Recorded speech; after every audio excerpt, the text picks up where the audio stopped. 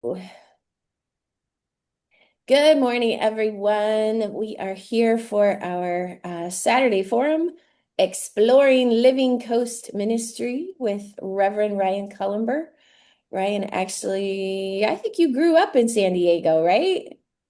More or less. No, you're from Pittsburgh. I He's lived in from Pittsburgh, grew up in Baltimore. Grew up in Baltimore. All right. We know Ryan because he was part of Vista La Mesa for quite some time.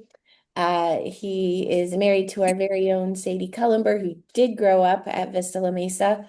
And she went off and got ordained and was serving the church. And around uh, the shift of the decade, Ryan decided himself to leave behind a career in finance and go to into ministry. Got an MDiv at Claremont, got ordained, and is now on the staff at Harbor Christian Church with Sadie and the director of Living Coast Ministry. And so we are delighted to invite you, Ryan, to share with us about this very cool thing. So I will let you take it away. Well, thank you, Rebecca. Thanks for the invitation. Yes, I am Ryan Cullumber. I am associate pastor of Harbor Christian Church and the director of Living Coast Ministry. We are in year 5 of the ministry. And what I want to do is kind of just, I'm going to play some short clips, show you some pictures, show you like a field guide that we give to our participants, our students, and just give you a sense of what a week looks like. And then we'll also tie in a worship component to that, because what we're trying to do is really expose the youth and the chaperones to this idea that we call ecological spirituality, which is more like seeing God in the natural world. And we tend as humans to want to differentiate between spirituality and science, like they have to be polar opposites and they can never talk or be friends. And I think that's all nonsense. So what I'll do is I'm going to start by sharing a little video about myself and what we're trying to do. And then this will go from there. So here. So this is our website. This is harborchristianchurch.com. This is our Living Coast Ministry page. So this is our group from Malibu, I think last summer. This is the tide pools at Crystal Cove near Laguna Beach. This is our science, Back Bay Science Center. We do a boat outing. This is across the street from the church. And then I'm going to show you a little video of myself introducing kind of what the program is. And then if you have any questions about that, we can ask after. It's only about a 2-minute video. So here it goes. Hi, my name is Ryan Cullumber. I'm the associate pastor of Harbor Christian Church in Newport Beach, California. I'm the director of our ecological spirituality ministry that we call Living Coast Ministry. At Living Coast Ministry, we invite youth groups and their chaperones from all over the country to stay with us for a week on campus in Newport Beach to experience the beauty of the natural world in Southern California. This includes the beaches and the bays and the wetlands and the tide pools, where we have our youth group do data collection, observation, and service projects for our environmental partners. We bring in the ecological spirituality piece by bringing worship services that connect to our environmental outing that day, where we stress the importance of the interconnectedness of all things. We do that by thinking about the body of Christ as extending beyond humanity to include all of the natural world. And it is our job as disciples of Christ to protect and to preserve and to tend the garden for the next generation. And it's been my experience over the last few years of running this ministry that the youth in this country are desperate for ecological spirituality, to see their faith connected to the natural world, where there is not a difference between science and faith and spirituality. So I encourage you, if you want more information about Living Coast Ministries, potentially visiting, if we can answer any of your questions, please contact us through the website.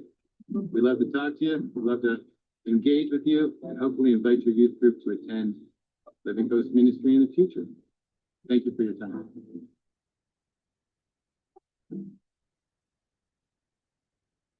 Any questions about that to start, Kathy or Cheryl? That all makes sense to you? Okay. Makes a lot of sense, Ryan. I don't see a disconnect between science and spirituality. I do have a question. I don't know if this is the time for it. Yeah, go ahead. I think this is a program for youth. What are your age guidelines about the youth who come to the program? Yeah, good question. We have a middle school and high school, so anybody in middle school or high school is welcome to be part of this. Chaperones can be obviously any age. We are also going to expand the program to just have it be open to adults, not necessarily tied to youth. So that is coming, but middle school and high school is the ages we're doing for the youth. I think that's wonderful. I've been hearing so much about the desperateness of some of the youth about the state of our our physical world. Yeah, and I think that's a good point. I think we also do a lot of kind of climate grief where we give space and kind of have a circle where we just talk about, how we feel about things and kind of the overwhelming nature of climate change and how we feel very small in the grand scheme of things. And then we kind of break it down into bite-sized pieces and we can only do what we can do. So that's what we encourage and invite our youth and their chaperones to bring back to their church and to share about the ministry is nobody here is going to save the world all by themselves. It's going to be little bits of people doing little bits of things, and it's going to be a collective effort. So it's more of an empowerment instead of oh, the world's going to end situation. It's more like we can do what we can do. And when we do act as the body of Christ, we can make a huge difference globally and locally because as soon as you are a mass instead of an individual, you can make a lot of difference. So what I'm going to do is show you guys a guide. Can you guys see the leader's guide here? So Yeah. this is from last summer. It's a little dated, but it's going to give you guys an idea. So our students get a student guide and our leaders get a leader's guide, but it's more or less the same. We obviously welcome them to the church. Everybody's got a schedule. This is Azusa. This was another group from Southern California last year.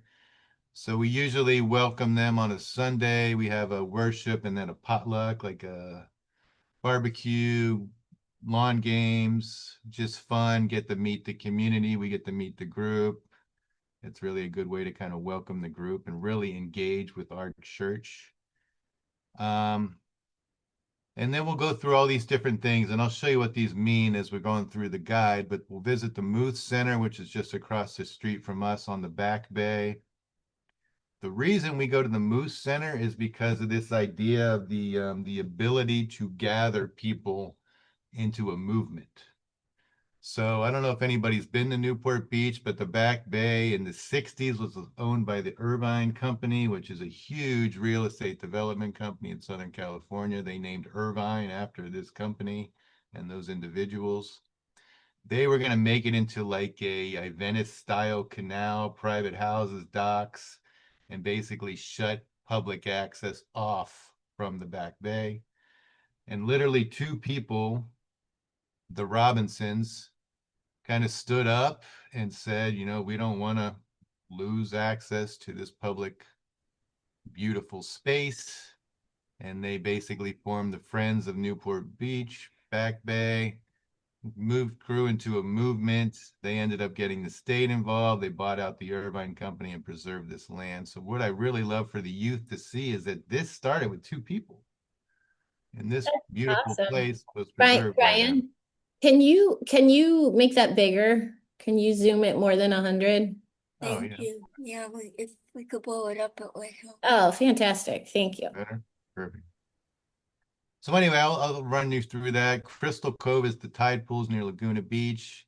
We often go to the aquarium in Long Beach just to give them a sense of like the different basically oceans and what those creatures look like. Algalita is anybody familiar with the Great Pacific Garbage Patch? Yep, So I've the heard of it. guy who found the garbage patch, I think it's Captain Miller. He started this Algalita program there in Long Beach, and they deal with microplastics in the water. So we do a lot of testing there. We look at things under the microscope. It's really cool. Orange Coast College is our local community college. They have an amazing aquatics lab, so they're training aquarists to be at Aquarium of the Pacific, Monterey Bay Aquarium. So we get to see kind of behind the scenes how that works. It's really cool too. Back Bay Science Center is that picture I showed you of the boat at the dock. So we are actually on the water doing water sampling, collecting, doing data collecting of the creatures we actually take out of the water, all the different mollusks and musks, and we've actually pulled octopus and stuff out of the water. Really cool. Then we have a service project in Newport Bay where we do a cleanup. We also go to the wetlands in Huntington. So I'm going to show you pictures to make this make sense. So these are all just a bunch of names right now, but I'm kind of giving you a sense of what the week looks like. What's cool too is that we have a village, so to speak. So this week we had Colorado coming in, and so basically they stay on campus, they stay in the church. They're responsible for all their meals. They're responsible for cleanup. They're responsible for taking care of the bathrooms. They're responsible for cleaning up their space. And basically, a lot of these kids have never had that level of responsibility. So it's kind of fun to see them actually having to take on roles and support the community. So this is kind of a sample of what a day looks like. We also have a morning movement with our friend Kayla who does yoga. So she does about a 10 or 15-minute little clip that we play on the big screen to kind of get people going. That's usually the first thing we do with our groups to get them moving in the morning is we do these little videos. Personal responsibilities, again, what the responsibilities of our participants are. We go through all of that, what they need to bring with them. You're going to be in the sun, you're going to need sunscreen, blah, blah, blah. A lot of these people have never seen the Pacific Ocean before, so we talk a lot about safety around the water, safety around campus. And this is really cool. We started this about 2 years ago. So we have roles for our chaperones, but more importantly, we have roles for our youth. So when we go on our outings, we ask them to take So the cool. perspective of one of these roles. So it can be a nature photographer, a wildlife journalist, a nature detective, an activist, an artist, a poet. And what we do is we actually have them go to like Crystal Cove at the tide pools. And we might have a poet write a short poem, or we might have a journalist actually interview the guide and ask about what's going on with the natural environment. So it's This is really so cool to kind of cool. go ahead, Becca. I'm sorry, this is Cheryl. This is just so cool, Ryan. This Thank you. really Thanks. engages. You can stop me and say how cool it is whenever you want. So that's awesome.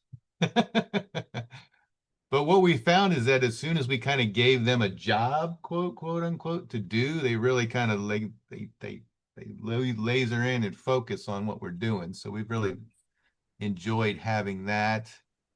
We also have encouraged our groups to do a real project, so like a 45-second minute Instagram little clip where they kind of show what the week looks like so they can bring that back to their church, who often sponsors the group, and they can say, "Oh, how was your trip?" And "Oh, it was great." And they have nothing to say about it because they're kids and they don't say stuff. But this real project is something they can bring back and show to the wider community about what it looked like, what the week was. And I'll show you what that looks like in a second.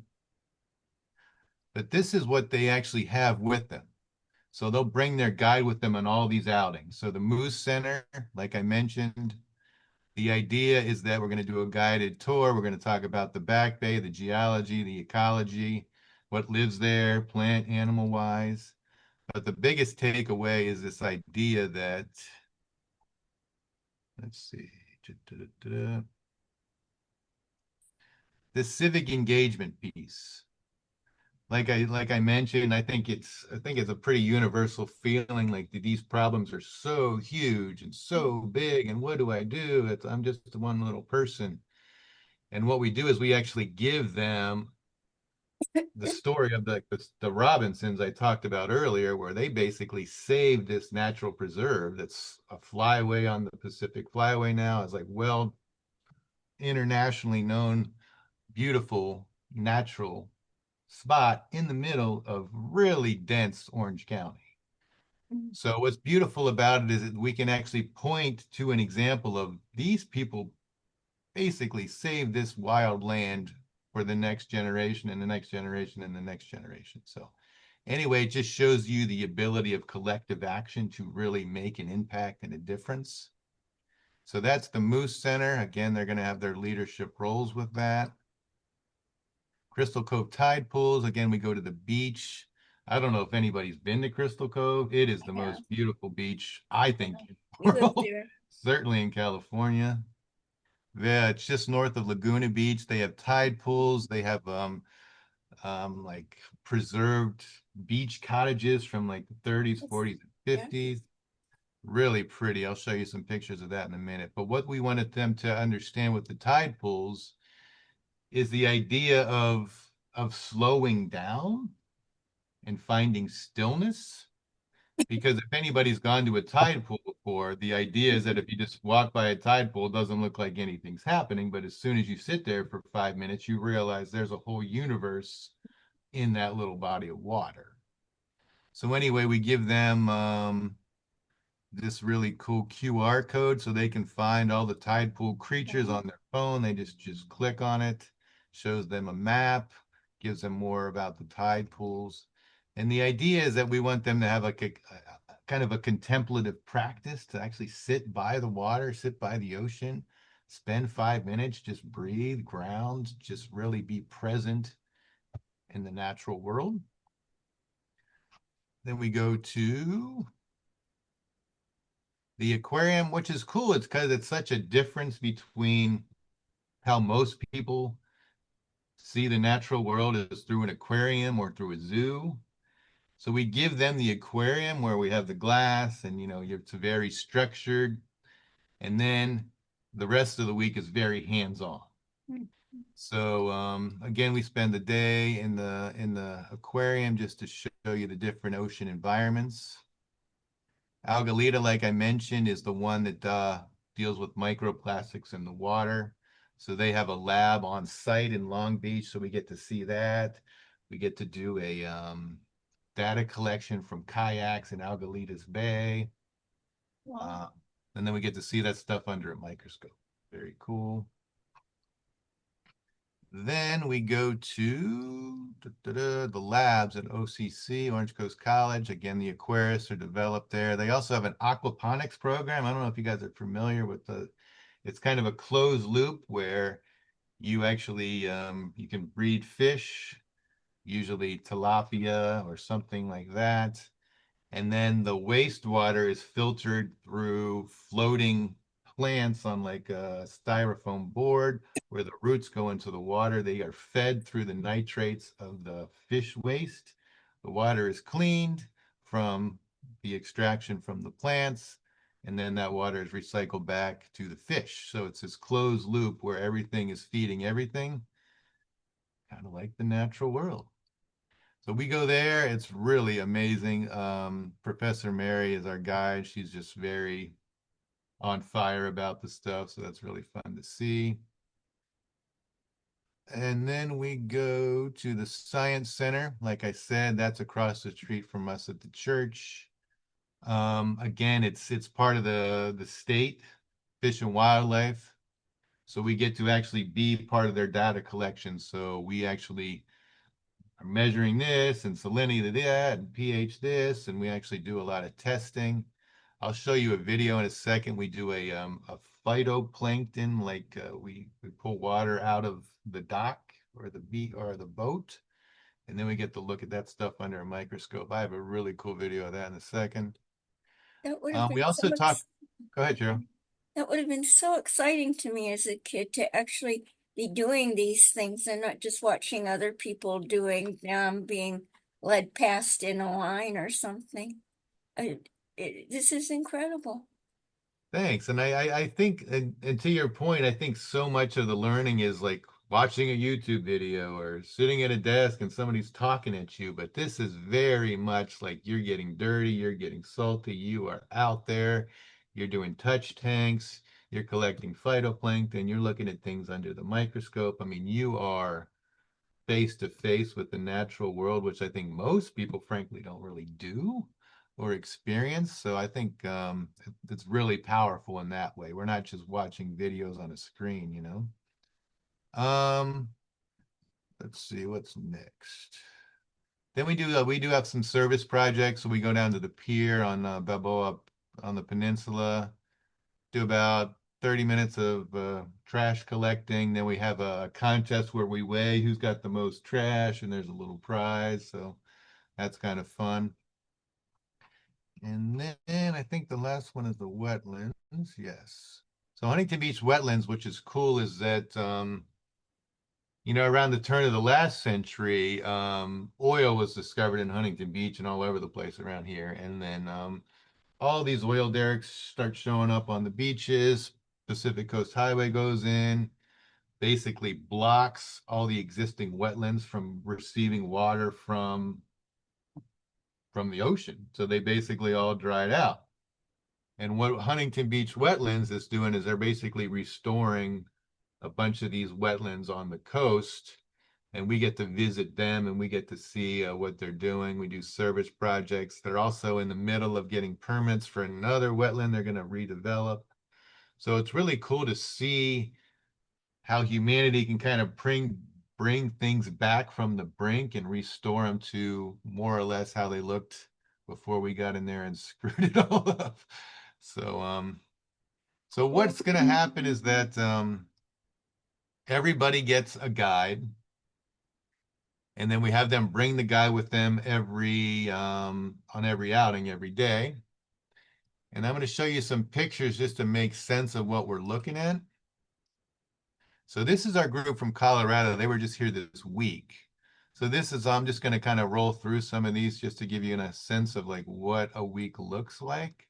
So this is the wetlands. This is one of our tour guys showing us the creatures, the birds, the fish that live in the wetlands. What's interesting is that these wetlands are next to a gigantic electric power plant.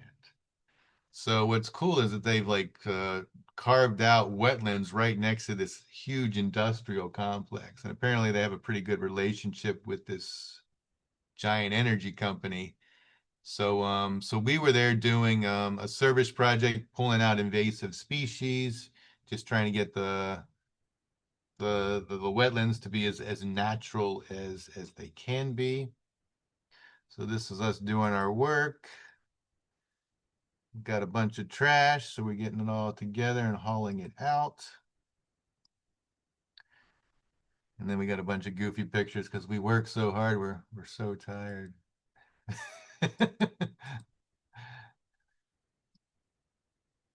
Anyway, really fun group. Actually, what's cool about the Colorado group is they were our first ever group when we started Living Coast about 5 years ago. So they are our first repeat group to come back, which is really cool.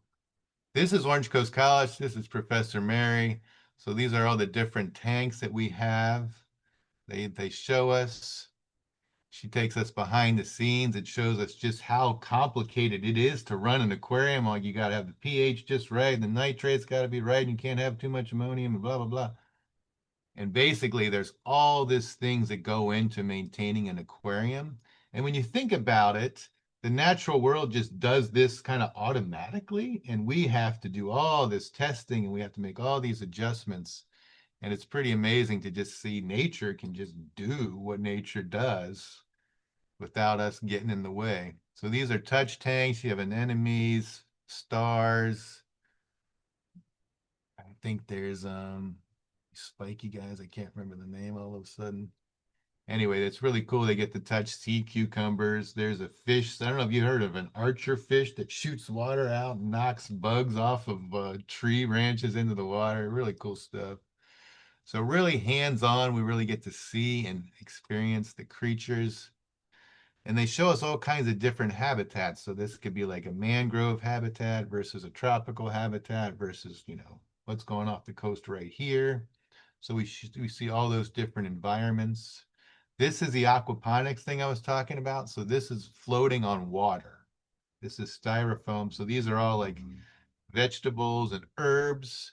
And there are fish tanks. I don't know if see these blue, this is fish over in here.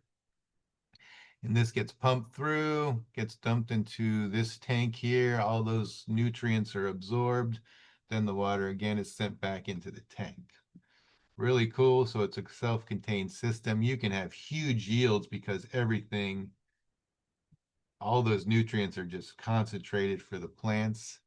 And what's interesting is that she said they can grow like 300 leads of lettuce and they only lose 5-gallon bucket during like the month it grows in evaporation. So when you think about trying to grow 300 lead of lettuce in a field, how much water that would be versus a 5-gallon bucket, that's really a way to be super sustainable about it. Really cool program we do at Orange Coast. This is us doing our worship service after.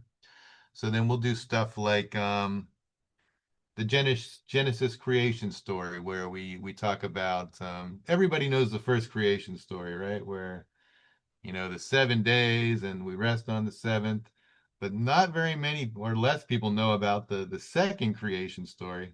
Which, by the way, if the Bible's literal, why do we have two creation stories? But that's a whole other situation. But it's the idea. The second creation story is much more about us tending the garden versus us having dominion over the land.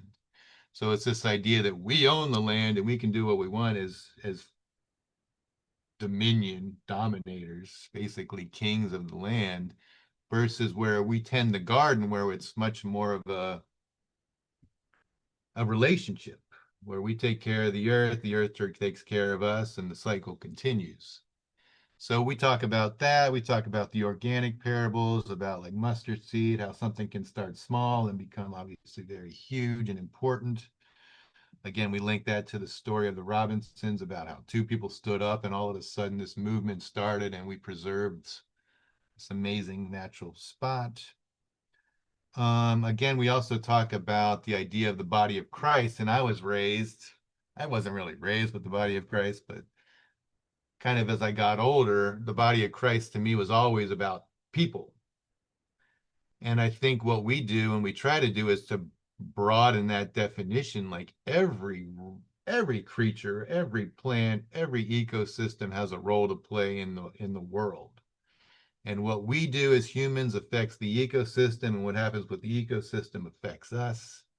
And so the idea of protecting phytoplankton, like microscopic things that people hardly ever even think about, they provide more than half the oxygen on this planet. And without them, we're not here. So just kind of broadening that definition of spirituality, religion to include all living creatures. This is us at Crystal Cove. This is our guide, Aaron. This is actually one of the cottages that was preserved from the 40s and 50s. And what's crazy is that when they restored these cabins, they had to go back to exactly how they were when they were in the 50s. So she told us stories about there was a woman who sat in the corner of her living room and the phone was on the other side of the room and she always was on the corner reading her book and she didn't want to have to get up to answer the phone, so she ran a line and she gouged gouged the wooden floor so that she could put the line in there and put a rug on it. And when you go back into that cabin, they still have that gouge from that line from 60 years ago. They just kept it original. I thought that was a cool story. Again, this is another cabin. What's cool about this is these are owned by the state of California, and I think they're like 200 to 250 a night, and you are on the beach. So really cool program they have. Really hard to get, but really cool. Again, this just kind of gives you a sense of what the cottages look like, really funky 50s style, just So awesome. so people can go there and stay in the cabins? You can rent the cabin. Yeah. Oh, It's thank like buying Taylor Swift tickets, so you got to be yeah. like ready to push the button as soon as they are released. They are Okay. very popular. But Very this is the dining So, room from where we were showing you. I mean, this is so nice beautiful. to see. We used to look at these cabins all the time when we lived in Orange County and wish that, they could be restored and people could Yeah. live in them.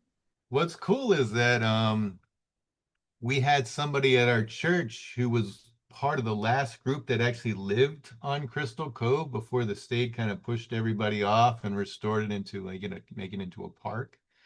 So I think 2001 is when everybody kind of got, you guys, your lease is up, you have to move. And we have a person who was raised in one of these houses. It's like mind-blowingly cool to think of that way. That would be your childhood. What a trip. This is the tide pool. So these are all you can see like further down in the picture, that's where all the cottages are. And then the tide pools are right here. So we have our guide take us to the tide pools and kind of show us the geology, also the creatures that live there. They talk about the tides, about how, half the day these creatures are exposed to complete sunlight. They're completely out of the water. And the other half of the day, they're submerged in 60-degree water. So the ability for these creatures to adapt to just rapidly changing conditions was really cool to see. Again, these are like ancient, like this is in the middle of this rock is petrified wood, all these like boulders, and they're in the cliffside. So we get to hear about the geology that's like 120 million years old. So again, these are all shots of the tide pools. And what's cool is that I think Mission Beach is like this. I think most beaches like this, like where they clear the beach of like all the vegetation. But the truth is, all this vegetation is supporting the wild birds and the squirrels and all the creatures. So if you have like Huntington Beach does this every morning, they just sweep the beach. So you're basically making it hard for creatures to live there. These marine protected areas, which Crystal Cove is one, Back Bay is another one. They're all over the state. I think there's like 130 of them. You have to leave this vegetation on the beach. Like all these grasses and stuff that wash up onto the shore are providing food for all these creatures. So I think in '99, this Marine Protected Act was passed by California. And since then, like the explosion of growth within these protected areas is actually spilling out of these areas so that the fishermen are actually benefiting now because they can actually have something to catch. But 20 years ago, they were up in arms because we don't have anywhere to fish. Well, if you fish all the fish, there are no more fish. So these are protected areas now. So that is really cool to see. This is us in Long Beach. There's my burned nose. But Black we're and on the water. white. We're collecting, again, water samples. This is Alamedas Bay in Long Beach.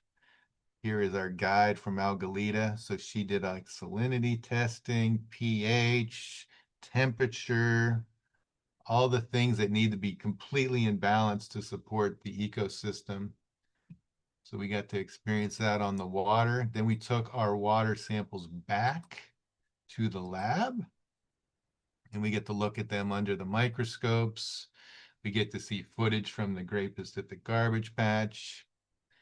And we basically get to see how plastics just continue to break down and break down and break down and break down, but they never disappear. They just get smaller. And the idea of like what do we do? How can we make a difference? Basically, the idea of reusable things, trying to limit plastics. Even if you use plastics, don't use them once and toss them. I think they said something about like the average plastic straw is used for 30 minutes and then it's in the trash for thousands of years because it doesn't break down. So just kind of getting away from the idea of use it once and chuck it and forget about it because it doesn't disappear. It's going somewhere. And this is Trina, one of our, again, our leaders at Algalita. She actually made this to talk about watersheds. You guys know what a watershed means? You know where your water comes from? These are questions we ask our kids. Do you know where your water goes when it goes down the drain? So just getting people to start thinking about, like, when you turn on the tap, where is that water coming from? When it goes down the drain, where does it go? So the idea that anything that rain falls on the mountain, all that stuff starts to just move towards the ocean, and eventually it ends up in the bay or the ocean. And ways to kind of mitigate that, to kind of keep plastic out of the water before it gets into the water, and also what to do once it does hit the water. How do we clean it out? So we talked about all those things. What's cool is that since we're connected to the church at Harbor, we have many of our members that want to do little outings with our group. So this is Fiorella. She is a biologist, so she wanted to take them on a nature walk to show the different plants and how right now everything looks dead, but in November when the rains come, everything's going to come back, and what's natural and what's not, and how to use this iNaturalist app to kind of identify things and kind of giving them tools to bring back with them to Colorado because their watershed's different from ours, but they're in a watershed because everybody's in a watershed. And then this idea of oh, where do we go? I wanted to find that one video. Oh, this one. This is my favorite. So this is a drop of water we pulled out of the back bay, and that is all the phytoplankton that we gathered. And that just blows my mind when I see that. It's like, I don't know, we were at the beach the week before, no, just a couple days before. And let me see. I'm gonna stop sharing for a sec. But I mean, I don't know if you guys have heard there's a hurricane off the coast of Mexico. The water's really rough right now. It's like got all this humidity, and the kids from Colorado are out there just having the time of their lives, getting slammed around, and I'm out there, and how much water ends up in our mouth, and then you realize how many phytoplankton you probably ended up swallowing. So I thought that was kind of fun. Let me Are stop here for a sec. Yeah, go ahead. well, are phytoplankton something that would make you sick if you drank a lot of that, or like, No, there a lot of okay, them are the phytoplankton are plants, and the zooplankton are little animals. And the idea is that these are kind of the foundational chain for the ocean. Like all basically all of life kind of starts because of the phytoplankton. so you're just kind of skipping all the middle steps and going back Yeah, to the source when you exactly. drink ocean water. Eesh. I mean, when you think That's about like the gross. largest creatures on the planet, the whales, the blue whales, they consume phytoplankton. So the smallest creatures are feeding the largest creatures and everything in between.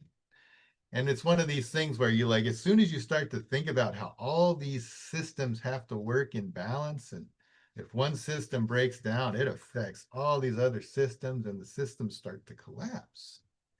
And that's why we love talking about kind of the body of Christ beyond people to include, we call it the ecosystems of Christ, is the idea that everything affects everything. If I throw a water bottle, an empty water bottle down the gutter, it might be out of thought, out of mind, but it's ending up somewhere in the bay. It's affecting creatures. It's breaking down into these microplastic, causing all these problems. And eventually that stuff gets into the system and it messes it up. So Yeah.